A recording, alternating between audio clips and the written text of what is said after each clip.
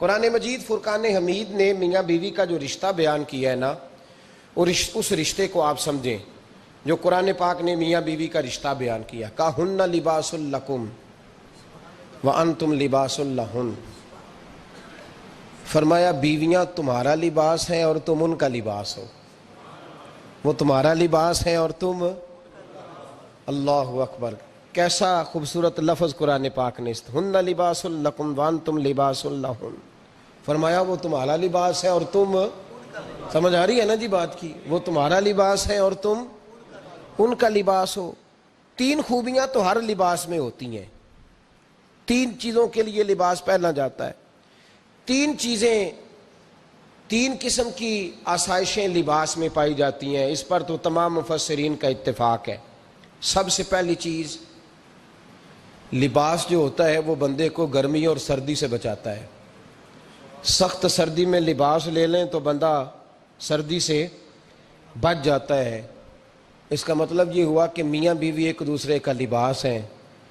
اگر بیوی کی طرف کوئی تکلیف آتی ہے تو میاں اس کو بچاتا ہے، اور اگر میاں کی طرف کوئی تکلیف آتی ہے تو عورت اس کو بچاتی ہے۔ میاں بیوی ایک دوسرے کا لباس ہے۔ لباس کیا کرتا ہے؟ لباس آدمی کے عیب چھپاتا ہے، اس کے وجود پر کتنے دھبے ہیں، کتنے نشان ہیں، وہ سارے چھپا لیتا ہے لباس۔ میاں بیوی ایک دوسرے کے عیب چھپانے والے ہوتے ہیں، عیب بتانے والے، رونا رونے والے نہیں ہوتے کہ بی بی جب بھی میکے گئی اس نے جا کے رونا شروع کر دیا، اتنی میں تانگو دوسرا ہے ہی کوئی نہیں۔ اور خامد صاحب جب بھی ملے انہوں نے ایک ہی راگ الاپنا شروع کر دیا کہ میری کیا بات تھی، مجھے مل کیا گیا ہے، میں کیا تھا، میرے ساتھ ہوا کیا ہے۔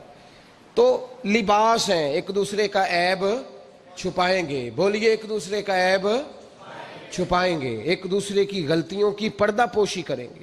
اور تیسرا لباس کا کیا مقصد ہوتا ہے؟ لباس شخصیت کا آئینہ دار ہوتا ہے۔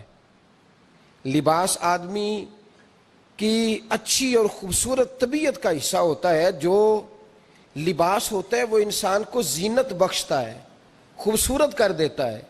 داڑھی والا آدمی ننگے سر پھرے تو خوبصورت نہیں لگتا، ٹوپی پہن لے تو بڑا پیارا لگتا ہے، ٹوپی پہنے تو بڑا، اور اگر امامہ باندھ لے تو نور نالا نور ہونا شروع ہو جاتا ہے۔ اللہ کرے آپ خوش ہو جائیں، آمین تو کہہ دیں، اور اللہ کرے فجر کی نماز آپ امامہ باندھ کے پڑھ لیں، آمین تو کہیں۔ چلو کونی جنہ دی داڑھی نہیں انہوں نے رکھنی چاہیے دیئے، جنہ دی نہیں ہونا نو موضوع نہیں تھا، پر ہماری بھی مجبوری ہے، داڑھی آئی جاتی ہے ہر موضوع میں شامل ہو جاتی، رکھنی چاہیے۔ سب یاد رکھیں لباس آدمی کو زینت دیتا ہے۔ قرآن مجید کے لفظوں پہ غور کرو، اگر تو شادی کے بعد بیوی کے آنے کی وجہ سے خامد کو سکون نہیں ملا تو اس کا مطلب ہے اس نے گھر کو زینت نہیں دی، اور اگر شادی کے بعد اس بچی کو تحفظ نہیں ملا، اس کو اپنے گھر کے اندر سکون نہیں ملا، تو اس کا مطلب ہے خامد نے اسے زینت، اس لباس نے زینت نہیں دی۔ میاں بیوی ایک دوسرے کا لباس ہے۔ اس مقدس رشتے کو اسلام نے باندھا، اور لباس کہہ کے باندھا۔ میرے رسول کریم علیہ السلام نے پہلے تو خارجی لوگوں کو منع کیا ہے۔ میری ذاتی رائے یہ ہے کہ میاں بیوی کی ذاتی لڑائی کوئی بھی نہیں ہوتی، ذاتی لڑائی، میری باتوں کی سمجھ تو آ رہی ہے نا آپ دوستوں؟ کوئی نہیں آ رہی؟ اللہ جزا دے آپ۔ میاں بیوی کی ذاتی لڑائی کوئی نہیں ہوتی۔ ہوتا پتہ کیا ہے؟ لڑکے سے پوچھیں کہ بتائیں جناب کیا حال ہے، تو کہتے ہیں بیوی میری صحیح ہے، اس کے گھر والے نہیں صحیح۔ سنا ہے آپ نے بھی کبھی یہ لفظ؟ تو اسی طریقے سے اگر لڑکی سے پوچھیں کہ تیرا کیا حال ہے، تو کہتی ہے خامن تو میرا دھیان رکھتا ہے، اس کی اماں نہیں خیال رکھنے دیتی۔ تو لڑائی جو ہوتی ہے وہ تیسرے آدمی کی وجہ سے ہوتی ہے۔ تیری اماں آئی تھی تو اس طرح کہہ گئی، تو تیرا بھائی آ گیا تھا تو وہ یہ کہہ گیا، تیسرے فرد کی وجہ سے۔ میرے نبی کریم علیہ السلام نے تیسرے بندے کو سمجھایا ہے، تیسرے فرد کو حضور نے سمجھایا ہے۔ نبی پاک علیہ السلام نے فرمایا خبردار، ماں، بھائی، بیٹا، باپ سارے لحاظ کریں، بسنے دیں میاں بیوی کو۔ اگر شادی کر دیا تو ان کو سکون سے رہنے دو۔ تم دو جملے کہہ کے چلے گئے، کوئی عیب نکال کے جو چھپا ہوا تھا خامن کی نظر میں وہ نکال کے بتا دیا کہ تیری بیوی یہ کام بھی کرتی ہے، اب تم تو ہٹ گئے وہ بات کہہ کے، اب انہوں نے اکٹھے رہنا ہے، ان کی زندگی مصیبت کا شکار ہو گئی۔ آزمائش میں آ گئے وہ دونوں، ساری زندگی کڑتے رہے، ایک عیب نکال کے لڑکی کے گھر والے لڑکے کا اسے بتا کے چلے گئے تیرے خامد میں یہ عیب پایا جاتا ہے، وہ ساری زندگی کڑتے رہیں گے، تکلیف میں رہیں گے، انہوں نے تو اکٹھے رہنا ہے۔ بتانے والا چلا گیا، میرے رسول کریم صلی اللہ علیہ وسلم فرماتے ہیں لعنتی ہے وہ شخص، لعنتی ہے وہ شخص۔ یا رسول اللہ کون سا؟ فرمایا جو بیوی کو مرد کے خلاف اکساتا ہے اور مرد کو بیوی کے خلاف اکساتا ہے، وہ لعنتی ہے، ملعون ہے، رحمت الہی سے دور ہے وہ شخص۔ انہیں قریب کرنے کی کوشش کر، تو ان کے اندر محبت پیدا کرنے کی کوشش کر۔ میرے نبی کریم علیہ الصلاۃ والسلام نے جب حضرت سیدہ فاطمہ الزہرا رضی اللہ تعالی عنہا اور جناب سیدنا علی المرتضیٰ رضی اللہ تعالی عنہ کی شادی کی تو نبی پاک نے دونوں کے سر جوڑے اور دونوں کے درمیان محبت کی دعا فرمائی، دونوں کے درمیان محبت کی دعا فرمائی۔ اور نبی پاک صلی اللہ علیہ وسلم حضرت فاطمہ کے سامنے جناب علی کے فضائل بیان فرماتے، اور جناب علی آتے تو نبی پاک فرماتے فاطمہ تو میرے وجود کا حصہ ہے، وہ تو میرے جگر کا ٹکڑا ہے۔ تو ان دونوں کے درمیان الفت پیدا، یہ سب سے پہلے تو خارجی لوگ اس بات کا خیال کریں، سب سے پہلے تو خارجی لوگ خیال کریں، توجہ دیں کہ ان کو بکھرنے سے بچائیں۔ اب میاں بیوی بھی سمجھ لیں کہ ہماری ذمہ داریاں کیا ہیں۔ مسند امام احمد بن حنبل میں حضرت ابو درداء رضی اللہ تعالیٰ عنہ سے حدیث مروی ہے، نبی کریم صلی اللہ علیہ وسلم کی بارگاہ میں ایک خاتون نے آ کے عرض کیا یا رسول اللہ صلی اللہ علیہ وسلم مجھے بتلائیے خاوند کا حق کیا ہے۔ یہ جو حدیث سنانے لگا ہوں نا، یہ بیٹی کو سنانی ہے، جا کے یہ ٹیلی فون کر کے بہن کو سنانی ہے، صرف بیوی کو سنانے کی نہیں ہوتی یہ چیزیں۔ یہ حدیث بیٹی کو سمجھائیں، بہن کو سمجھائیں، ان لوگوں کو سمجھائیں تاکہ، اور یہ یاد رکھیں خاوند کے حقوق اگر بچی کے گھر والے اسے سکھائیں نا تو اس کی سمجھ میں جلدی آ جائیں گے، اور بیوی کے حقوق اگر خاوند کے گھر والے اس کو سمجھائیں تو اس کی سمجھ میں بات جلدی آئے گی، وہ خیر خواہ سمجھتے ہیں اپنے رشتہ داروں۔ یہ والی حدیثیں ان لوگوں کو سنانی چاہیے جن لوگوں کا بچہ ہے یا بچی ہے، متعلقہ آدمی حقوق بیان کرے۔ جب متبادل چیز کسی کے سامنے آتی ہے تو وہ کئی دفعہ سمجھتے ہیں کہ خلوص اس میں پورا نہیں پایا جاتا۔ حضرت ابو درداء رضی اللہ تعالیٰ عنہ فرماتے ہیں ایک خاتون حضور کی بارگاہ میں آئی، عرض کرنے لگی یا رسول اللہ صلی اللہ علیہ وسلم میں نکاح کرنا چاہتی ہوں، شادی کرنا چاہتی ہوں، مجھے بتلائیے خاوند کا حق کیا ہے، اگر تو میں ادا کر سکتی ہوں تو میں نکاح کروں ورنہ میں اس کام سے بچوں۔ میرے نبی کریم علیہ الصلاۃ والسلام نے فرمایا بی بی اگر خاوند کے ناک سے رینٹ نکلے، ریشہ نکلے، پیپ بہے اس کی ناک سے، اور بی بی اپنی زبان سے وہ صاف کر دے تو پھر بھی اس کا حق ادا نہیں ہوتا۔ حضرت ابو درداء کہتے ہیں آنکھ کھول کے اس عورت نے دیکھا تو میرے نبی پاک نے اگلے جملے ارشاد فرمائے، حضور نے فرمایا تو ان باتوں میں حیرت کر رہی ہے، میں اگر خدا کے علاوہ کسی کو سجدے کا حکم دیتا تو میں عورت کو کہتا اپنے خاوند کو سجدہ کرے، میں اس کو کہتا یہ کام کرے۔ میرے رسول کریم علیہ الصلاۃ والسلام نے حقوق کا تعین فرمایا، حقوق کا تعین فرمایا، اور نبی کریم صلی اللہ علیہ وسلم نے فرمایا جو عورت اس حال میں مر گئی، اس حال میں دنیا سے گئی کہ اس کا خاوند اس سے راضی تھا، اس کا شوہر اس سے راضی تھا، اس کا گھر والا اس سے مطمئن تھا، تو میرے نبی پاک فرماتے ہیں جب دنیا سے جائے گی تو رب کریم جنت کا دروازہ کھول کے فوراً ہی جنت میں داخل فرما دے گا، اس کو بغیر روک ٹوک جنت دے دی جائے گی۔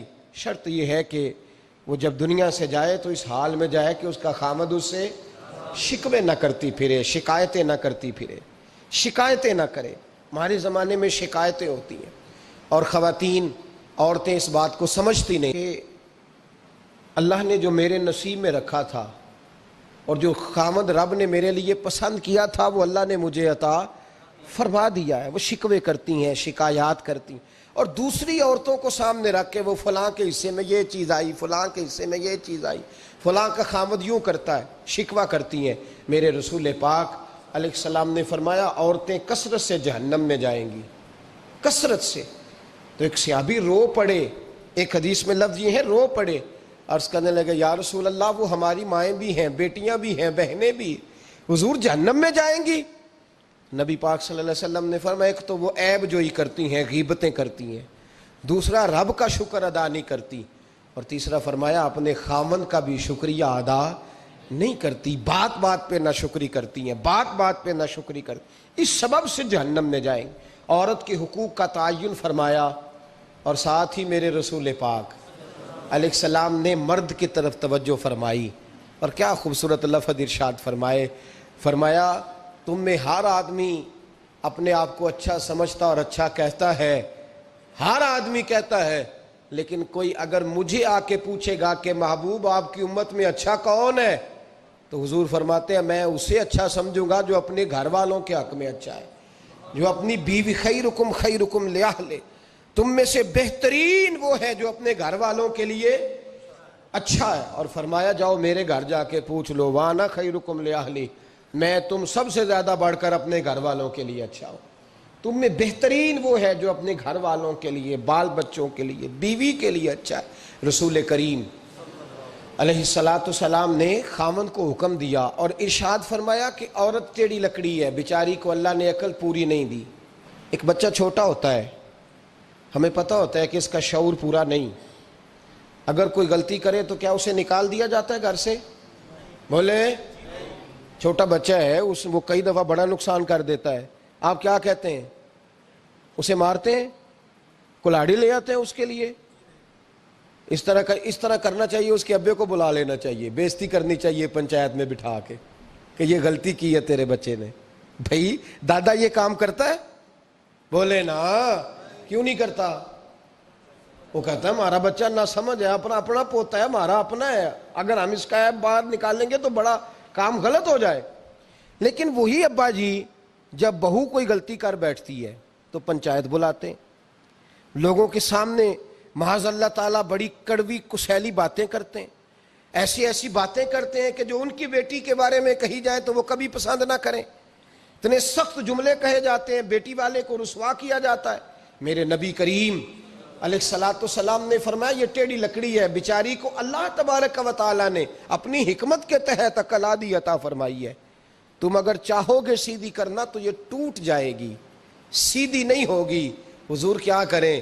فرمایا اس کے ساتھ گزارا کرو، اللہ تمہیں اجر عطا فرمائے گا، اس کے ساتھ وقت گزارو، اللہ تمہیں اس کا، یہ ذہن بنانا چاہیے خامند کو کہ یہ، اور خامند کی ذمہ داری ہے۔ اعلیٰ حضرت رحمۃ اللہ علیہ نے فتاوی رضویہ کی 24ویں جلد میں بالتفصیل لکھا ہے، آپ فرماتے ہیں خامند کی ذمہ داری ہے عورت کو کپڑا فراہم کرنا، روٹی فراہم کرنا، رہنے کے لیے گھر دینا، نان نفقے کا خیال کرنا، اور آپ فرماتے ہیں اگر وہ مطالبہ کرے تو ہفتے میں ایک دن اس کے ماں باپ سے ملانے بھی لے جا سکتا ہے، ہفتے میں، جی کوئی نہیں بول دے تسی، ہفتے نہیں، یہ نہیں صحیح لفظ، ہر ہفتے اے سوکھ ہے، کدوں ملان کھڑنا ہے؟ پاویں نہ بولو، گل جڑی سچی ہو تے سچی ہے، ملان کدوں لے جانا ہے؟ اچھا اپنی اماں نو روز ملتا ہے سویرے شام، تے وہ کہندی مینوں بھی اماں نو ملا لیا، تے کہندا روز نہیں جائیدا، تو تم ہی نہ ملا اپنی اماں نو روز بھائی۔ دیکھیں نا اعلیٰ حضرت فرماتے ہیں ہفتے میں ایک دفعہ ماں باپ سے، بولے، بیٹی کا پیار ماں باپ سے زیادہ ہوتا ہے کہ بیٹے کا؟ لو تو سارے نو پتا ہے، یعنی تسی گھٹ کر دے ہو نا، تاں بیٹی دا نام لیا جے، صحیح بات کر رہا ہوں؟ تو جس کا پیار زیادہ ہے اس کو روک دیا، کہتے نہیں روز نہیں جائیدا، سال بعد جائیں، بلکہ ان تے اللہ خیر کرے، اللہ پاک فضل کرے، داماد صاحب کی عزت ہی نہیں نہ ہوتی، اس کو آنکھوں پہ بھی اٹھائے تو کہتے تیرے گھر دے میری عزت نہیں کر دے، پتہ نہیں ان تو عزت بھائیا کیڑی شاید نہ رکھیا ہے، وہ کیڑی ہے جڑی تینوں چاہیے ہے، اللہ ہی بہتر جانتا ہے، عزت نہیں کرتے تو لہذا میرا پروٹوکول نہیں، پھول لے کے کھڑے نہیں ہوتے گلی میں، وہ باہر نہیں نکلتے، وہ اشتہار نہیں چھاپتے کہ داماد صاحب آ رہے ہیں، اور ویسے بھی میں کہاں جاؤں، مطلب یہ کہ چپس بھی نہیں ہے، انہوں نے سنگ مرمر بھی نہیں لگوایا ہوا، تو میں کیسے جاؤں، میری شان کے خلاف۔ اعلیٰ حضرت فرماتے ہیں ہر ہفتے وہ بیٹی جو ہے، تو بیٹیاں بیٹیاں ہوتی ہیں، اور یہ تو اس دن پتہ چلتا ہے نا جب اپنی بیٹی بندہ ڈولی میں ڈالتا ہے، پھر پتہ چلتا ہے کہ دل کرتا ہے ہر ہفتے اس کو ملنے کو، دل کرتا ہے کہ وہ آئے، چہرہ دکھائے، ایک دفعہ مل جائے، ہر ہفتے اس کو ملوانے لے کے جائے، اس کی غلطیاں معاف کرے، اس کے عیبوں پہ پردہ ڈالے، اس کی کوتاہیوں کا خیال کرے، اس سے درگزر کرے، میرے نبی کریم صلی اللہ علیہ وسلم نے فرمایا میں اپنی امت کو حکم دیتا ہوں کہ اپنی بیوی سے بغض نہ پالنا، بغض نہ پیدا کرنا، کوئی غلطی کرے تو بغض نہ پیدا کرنا، بغض نہ رکھ لینا سینے میں کہ تو ہے ہی ایسی، تو ہے ہی، بغض نہ پالنا۔ اور کیا خوبصورت لفظ ہیں حضرت خدیجہ الکبریٰ کے سرتاج کے، اور کیا لفظ ہیں جناب سیدہ آمنہ کے لال کے۔ میرے نبی پاک فرمانے لگے اگر تمہیں اپنی بیوی کی کوئی عادت ناپسند ہے تو غور کر لو، ڈھونڈ لو، اس میں ایسی بھی عادت تمہیں ضرور مل جائے گی جو تمہیں بڑی پسند ہوگی۔ ڈھونڈ لو، غور کر لو، مل جائے گی، کوئی ایسی بھی مل جائے گی جو تمہیں بڑی پسند ہوگی، وہ بھی تمہیں مل جائے گی۔ ڈھونڈو تو صحیح، تلاش تو کرو، بغض کی اینک نہ لگانا، بغض کی اینک لگا کے دیکھو گے تو کچھ نہیں ملے گا۔